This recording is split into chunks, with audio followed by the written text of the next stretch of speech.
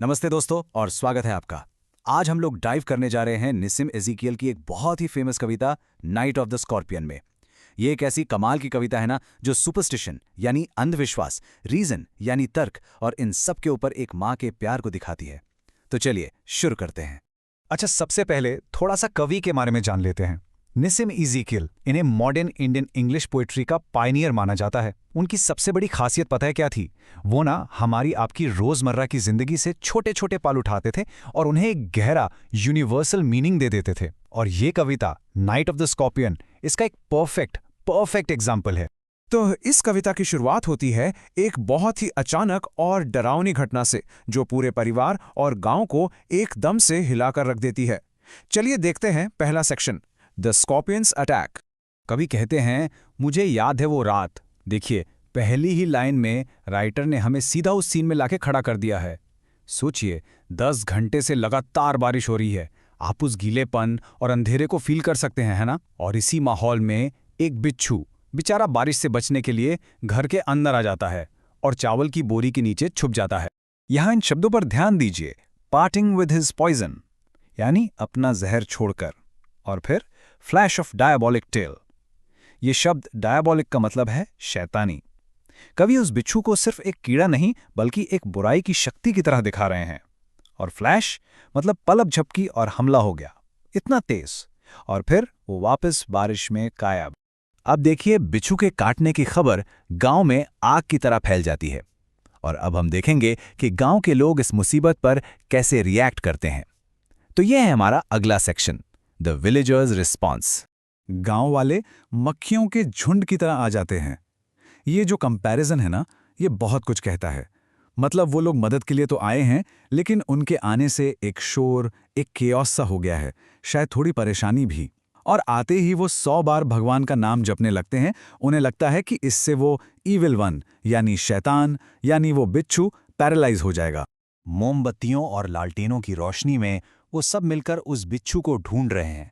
लेकिन यहाँ की इमेजरी देखिए, उनकी रोशनी से दीवारों पर बिच्छू की विशाल परछाइयां बन रही हैं।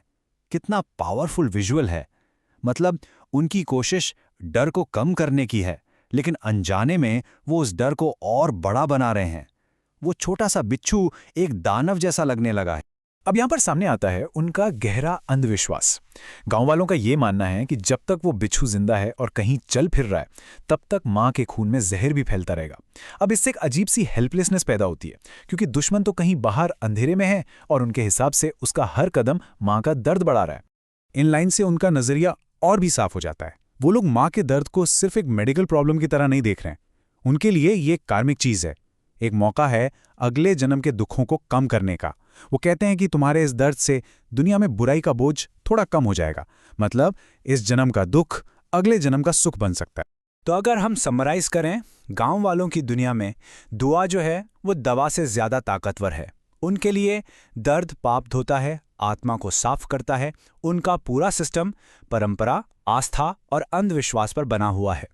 लेकिन इस अंधविश्वासी भीड़ में एक इंसान है जो इस सबसे बिल्कुल अलग सोचता है, कवि के पिता। उनका रिएक्शन साइंस और सुपरस्टिशन के बीच एक आमना सामना तैयार करता है। चलिए देखते हैं हमारा अगला सेक्शन, द फादर्स डेस्परेशन। काव्य अपने पिता को 2 शब्दों से डिस्क्राइब करते हैं, स्केप्टिक और रैशनलिस्ट। यानी एक ऐसा इंसान जो हर चीज पर सवाल उठाता है और तर्क या लॉजिक पर विश्वास करता है। पर आयरनी देखिए, अपनी पत्नी को तड़पता देखकर वो इतना बेबस हो जाता है कि वो लॉजिक के साथ साथ हर चीज आजमाने लगता है, साइंस की जड़ी बूटियों से लेकर अंधविश्वास के श्राप और आशीर्वाद तक। यहां आकर तर्क की सारी सीमाएं टूट जाती। ये स्लाइड इन दोनों नज़ारियों के फर्क को बिल्कुल साफ दिखाती है। देखिए, एक तरफ गांव वाले हैं जो बस प्रार्थना कर रहे हैं, अगले जन्म की बात कर रहे हैं, और दूसरी तरफ हैं पिता जो इस पल की, प्रेजेंट की समस्या को सुलझाने के लिए जड़ी बूटी, आग, सब कुछ ट्राई कर रहे हैं। ये 2 अलग अलग दुनियाओं का टकराव है, एक तरफ परंपरा, दूसरी तरफ आधुनिकता। और फिर पिता अपनी डेस्परेशन में एक आखिरी बहुत ही खतरनाक कदम उठाते हैं। वो काटे हुए अंगूठे पर मिट्टी का तेल यानी पैराफीन डालकर आग लगा देते हैं, शायद इस उम्मीद में कि आग जहर को जला देगी। लेकिन सोचिए, कवि जो उस वक्त एक बच्चा है, इस मंजर को कैसे देखता है। वो कहता है, मैं आग को अपनी मां को खाते हुए देखता रहा। ये लाइन उस पूरी रात के आतंक और दर्द को एक पल में कैप्चर कर लेती है। तो अंधविश्वास और विज्ञान दोनों ने अपनी अपनी कोशिश कर ली, और अब इस लंबी और दर्दनाक रात के बाद कविता अपने सबसे इंपॉर्टेंट मोड़ पर आती है। यहां पर इसका असली मतलब, इसका दिल सामने आएगा। Section 4, a mother's selfless love.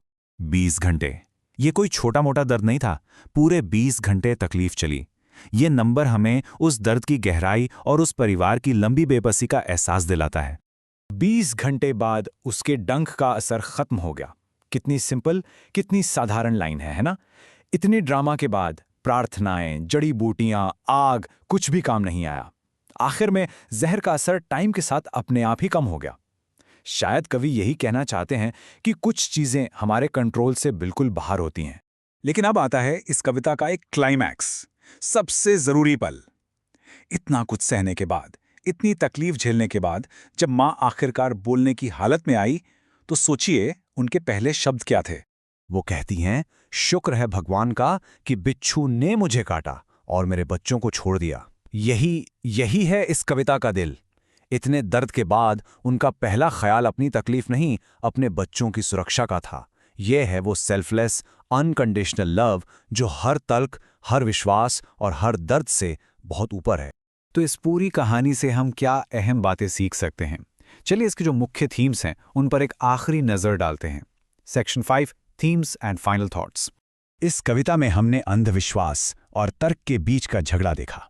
हमने देखा कि मुसीबत के वक्त एक कम्युनिटी, एक समाज कैसे एक साथ आता है, भले ही उनका तरीका सही हो या गलत। हमने नेचर के सामने इंसान की बेबसी को महसूस किया।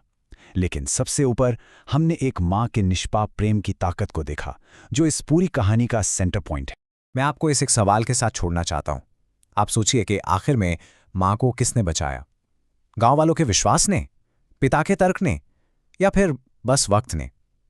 कविता इसका कोई सीधा जवाब नहीं देती, और शायद यही इसकी खूबसूरती है। इस पर जरूर सोचिए। इस एक्सप्लेनर को देखने के लिए बहुत बहुत धन्यवाद।